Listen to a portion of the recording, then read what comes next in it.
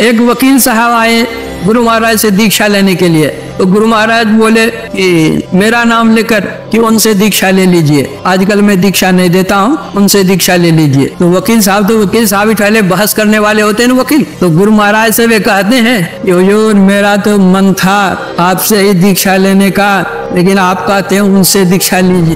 तो जो संत लोग होते हैं वे सहना जानते हैं, कहना नहीं जानते हैं, लड़ना नहीं जानते हैं। कहने वाले बड़े नहीं होते, सहने वाले बड़े होते हैं। मान खोजने पर मिलता नहीं है, मान तो स्वयं मिलता है। उस योग्य हम होंगे, पात्रता हम में होगी, मान तो स्वयं आएगा। मान क्या?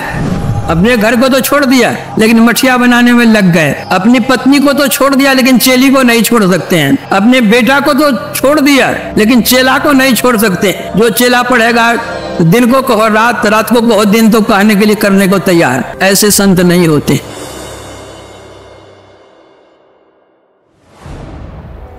सत्संग, सत और संग ये दो शब्द, वह सत्य क्या है?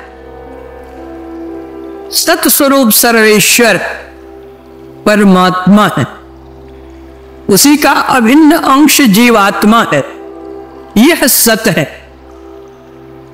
इस अंश को उस अंशी में मिला देना, इस सत्य को उस सत्य में मिला देना, यह सर्वोत्कृष्ट सत्संग है, प्रथम श्रेणी का सत्संग है। लेकिन उसके पूर्व जिन्होंने सर्वेश्वर का साक्षात्कार कर लिया है, जो शांति स्वरूप संत हैं, उनके संग को भी सत्संग कहते हैं और यह द्वितीय श्रेणी का है। संतों का संग भी महान फलप्रद होता है, बल्कि संत कबीर साहब कहते हैं परम पुरुष की आरसी संतों की ही देह, लखा जो चाहे अलख को इन्हीं में लख ले।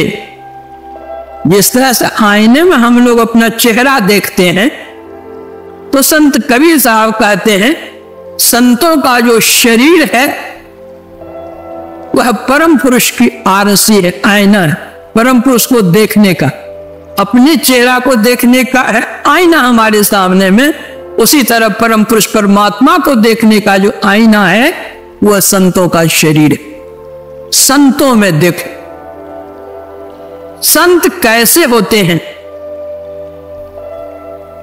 केवल बाल बढ़ा लेने से या बाल मुड़ा लेने से या गैरिक वस्त्र धारण करने से या घर बार छोड़ देने से संत की यह परिभाषा नहीं है। संत किनको कहते हैं?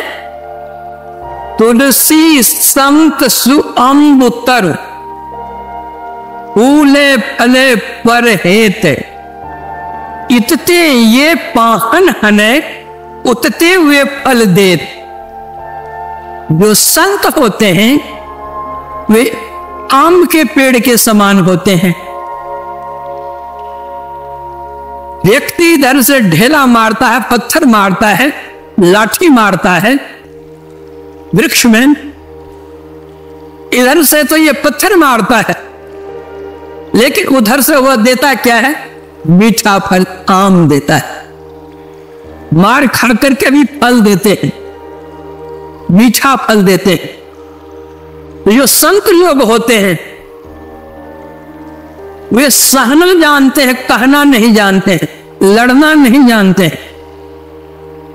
कहने वाले बड़े नहीं होते, सहने वाले बड़े होते हैं। ईसा मसीह पर झूठा इल्जाम लगा, उनको क्रास पर लटका दिया, लटक गए, कोई बात नहीं। भगवान बुद्ध थे, जब उनका यश सौरभ फैलने लग गया संसार में, तो उनसे जो द्वेष रखने वाले लोग थे उनकी निंदा शुरू की। जिनको आस्था थी भगवान बुद्ध में, उन्होंने कहा कि नहीं नहीं, ऐसे हुए नहीं है, उसमें से एक ने कहा कि मैं अभी तुमको बतला देता हूं कि वे कैसे नहीं, चलो मेरे साथ दिखला देता हूं। भगवान बुद्ध जहां बैठे थे, दूर से ही उन्होंने गालियां शुरू की। भगवान बुद्ध सुनते रहे, सुनते रहे, सुनते रहे। जब नजदीक में वह आदमी आया तो भगवान बुद्ध कहते, आओ मित्र बैठो। तो फिर भी गालियों को बौछार कि कौन तुम्हारा मित्र है, तुम ऐसा है वैसा, अमुक टमुक। बोलते बोलते फिर वह चुप हुआ। तो फिर बड़े आदर से भगवान बुद्ध कहते हैं कि मित्र आओ बैठो। फिर भी वही गालियों को बौछार। फिर चुप हुए तो भगवान बुद्ध ने बड़े आदर से अपने पास में बिठाया और कहा, मित्र एक बात बतलाओ, कोई व्यक्ति कुछ संदेश लेकर किसी गृहपति के यहां जाए और वह गृहपति यदि उस संदेश को स्वीकार नहीं करे तो अतिथि क्या करेगा? उस संदेश को क्या करेगा? अपना घर ले जाएगा और क्या करेगा? कहा, तुमने मेरे लिए जितने संदेश लाए मैंने एक भी नहीं लिया। जो संत होते हैं वे सुनते हैं, सहते हैं। बुंद आघात सह गिर कैसे, हल्के बचन संत सह जैसे। गुरु नानक देव जी महाराज कहते हैं, साधो मन का मान त्यागो। जो साधु है, संत है, उनके अंदर मान क्या अपमान क्या दोनों समान। दुख सुख दोनों सम कर जाने, और मान अपमाना। हर्ष शोक पे रहे अतीता, तीन जग तत्व पिछाना। अस्तुत निंदा दो त्यागे, हो जाए पद निर्वाणा। जन नानक यह खेल कठिन है, वो एक गुरुमुख जाना। गुरु नानक देव जी महाराज कहते हैं, जो साधु होते हैं, संत होते हैं, वे मान अपमान से ऊपर उठे हुए होते हैं, निंदा स्तुति से ऊपर उठे हुए रहते हैं, हर्ष शोक से ऊपर उठे रहते हैं। भगवान कहते हैं, सब ही मान प्रद आप अमानी, भरत प्राण सम सो वही प्राणी। ये भरत जो दूसरे को मान देता है, स्वयं अमानी होकर के रहता है, वह मेरे प्राण के प्रिय समान प्रिय है। मान खोजने पर मिलता नहीं है, मान तो स्वयं मिलता है। उस योग्य हम होंगे, पात्रता हम में होगी, मान तो स्वयं आएगा। मान क्या है? बल्कि मान के लिए तो संतों ने कहा है कि मान मनी को यूं तजस तेली पिनारे। आजकल तो खल्ली की भी कीमत हो गई है, लेकिन कबीर साहब उस जमाने में थे जब लोग तेल ले लेते थे, खल्ली को फेंक देते थे। तो कबीर साहब कहते, मान मनी को यूं तजे जस तेली पिनारे। तो गुरु नानक देवी कहते, मन का मान त्यागो। मान शब्द के अनेक अर्थ हैं, और जब हम देखते हैं कि जैसे हम हैं वैसे वो हैं, सम है दोनों, तो करने लग जाते हैं सम्मान। और जब हम देखते हैं कि हमसे ये बेसी हैं और हम इनसे कम हैं, तो उनके साथ तो हम पूज लगा देते हैं, अपने साथ यज लगा लेते हैं, अर्थात उनको हम पूजमान बना देते हैं और अपने को यजमान बन जाते हैं। यह है मान।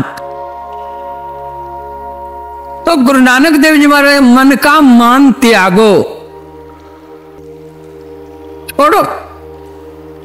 जो संत होते हैं, मान करो तो ठीक है, अपमान करो तो ठीक, उनके लिए लाभ हानि कर। उनका कोई अपना एक परिवार छोटा सा नहीं होता है, संतों का परिवार विश्व होता है, वसुधैव कुटुंबकम होता है। गोस्वामी तुलसीदास जी महाराज शांत निरपेक्ष निर्मम निरामय अगुण शब्द ब्रह्मैक पर ब्रह्म ज्ञानी, ये संत होते। निर्मम ममता नहीं, ममता किससे? तुलसी ममता राम सो, वे अपने परिवार की ममता में नहीं रहते। संत कबीर साहब ने कहा, अबधू माया तजी न जाई, घर को तज के मठिया कीना, नारी तज के चेरी, आ बेटा तज के चेला कीना, तो मति माया घेरी। ये संत नहीं होते। अपने घर को तो छोड़ दिया लेकिन मठिया बनाने में लग गए। अपनी पत्नी को तो छोड़ दिया लेकिन चेली को नहीं छोड़ सकते हैं। अपने बेटा को तो छोड़ दिया लेकिन चेला को नहीं छोड़ सकते। जो चेला पढ़ेगा दिन को कहो रात, रात को कहो दिन, तो कहने के लिए करने को तैयार। ऐसे संत नहीं होते। निर्मम, कोई ममता नहीं। एक साधु बाबा थे,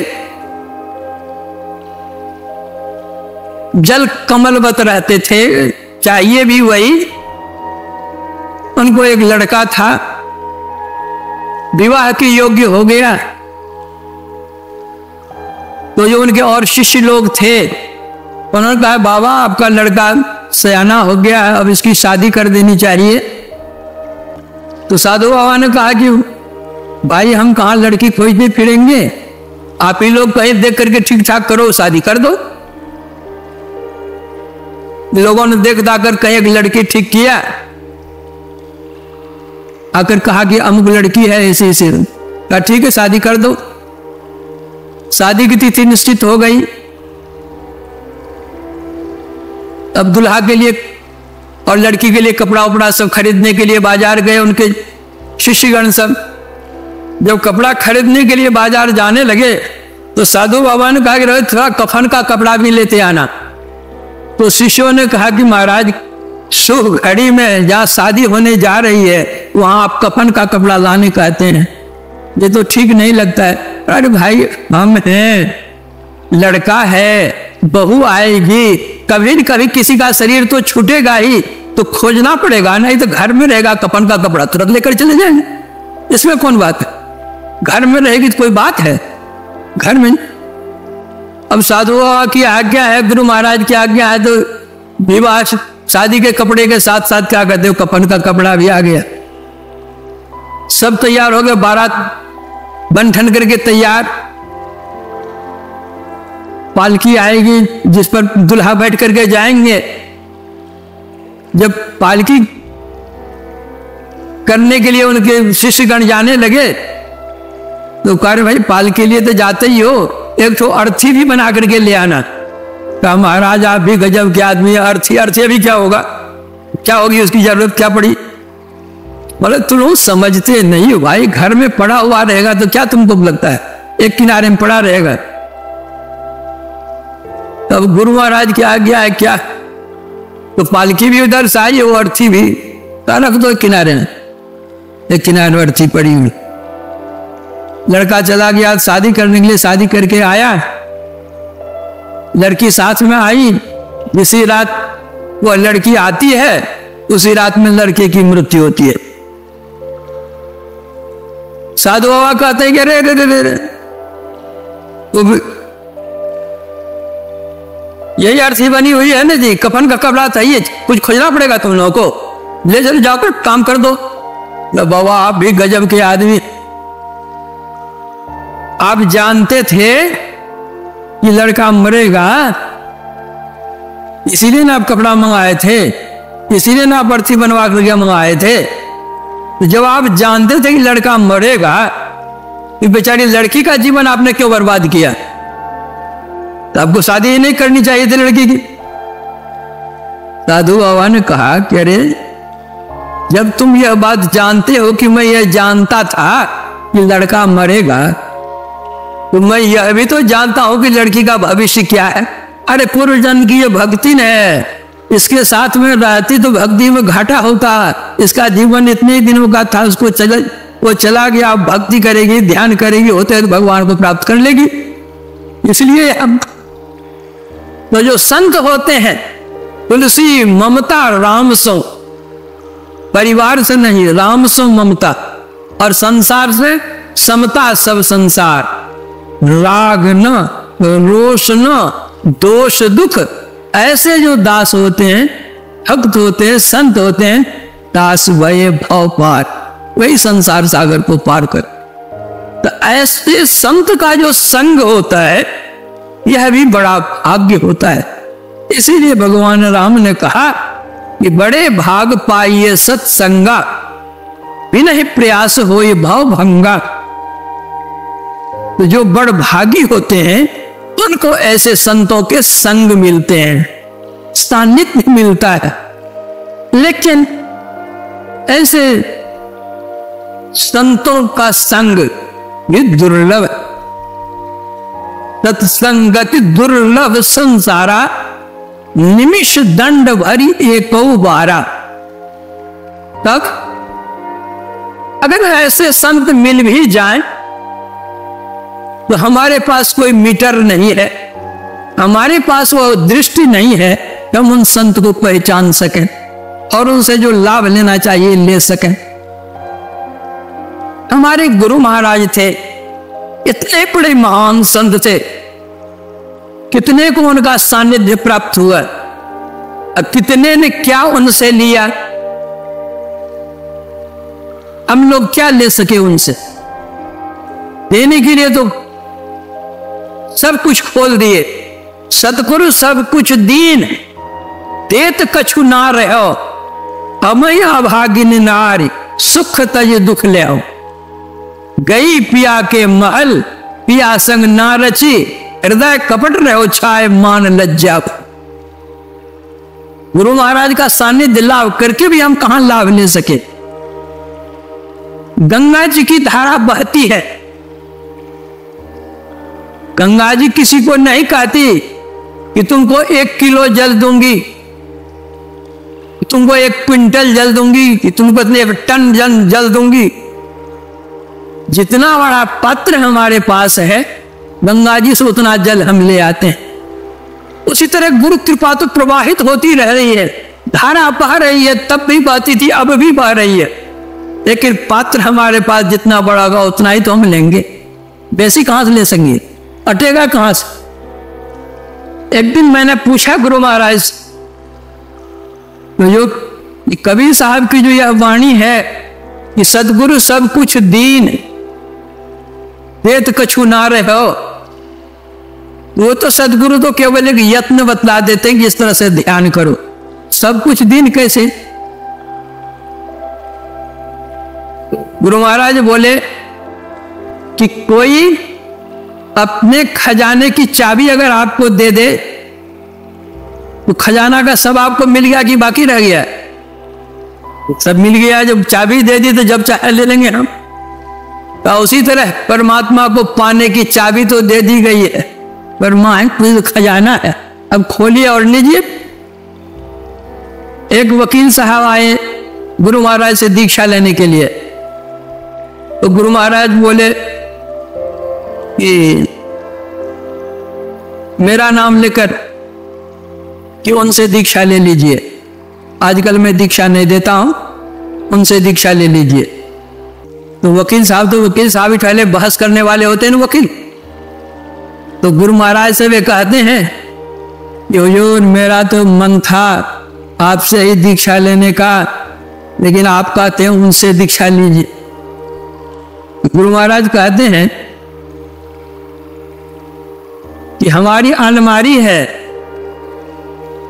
अलमारी में रुपये रखे हुए हैं और आपको रुपये की जरूरत पड़ी, आपने मुझसे कहा, तो मैंने अम्मुक को कहा कि अलमारी से रुपया इतना निकाल कर इसको दे दीजिए। रुपया वो दिया कि हम दिए? उसी तरह हम दोनों को आज्ञा दी है तो हमारी अलमारी से निकाल करके वे देता है कि वो अपना थोड़े देते हैं। तो फिर वो के साहब ने मुझसे वजन भेद लिया। सदगुरु सब कुछ दीन देत कछु ना रहो, हमें अभागन नार, सुख तज दुख ले। तो ऐसे संत के दर्शन होने पर भी हम लोग लाभ नहीं ले सकते। जिस समय वे संत होते हैं उसमें उनकी पहचान ही नहीं हो पाती है। अगर कोई पहचान करते हैं तो कुछ उनको मिल ही जाता है। उस समय के लोग उनको गालियां देने के लिए जानते हैं, उनको अपमान करने के लिए जानते हैं, बेइज्जत करने के लिए उनको जानते हैं, जान मारने के लिए भी जानते हैं, लेकिन उसे ज्ञान देने के लिए नहीं जानते। यह तो हमारी दृष्टिहीनता है, क्षीणता है, ज्ञान की कमी। तब फिर जब ऐसे संतों की हम पहचान ही नहीं कर सकते हैं तो फिर सत का संग कहां? सतस्वरूप सर्वेश्वर को प्राप्त करने के कारण संत भी सतस्वरूप है, उनका संग सत्संग है, लेकिन ऐसे संत भी नहीं मिल रहे हैं। तब हम क्या करें? उन संतों की वाणियों का हम संग करें। वे जितने संत हुए सभी संत सत वचन ही कहे हैं, इसलिए उन संतों की वाणी का हम संग करें। उन्होंने क्या कहा है उसके अनुकूल हम अपना आचरण बनाए, हमारा जीवन कल्याण में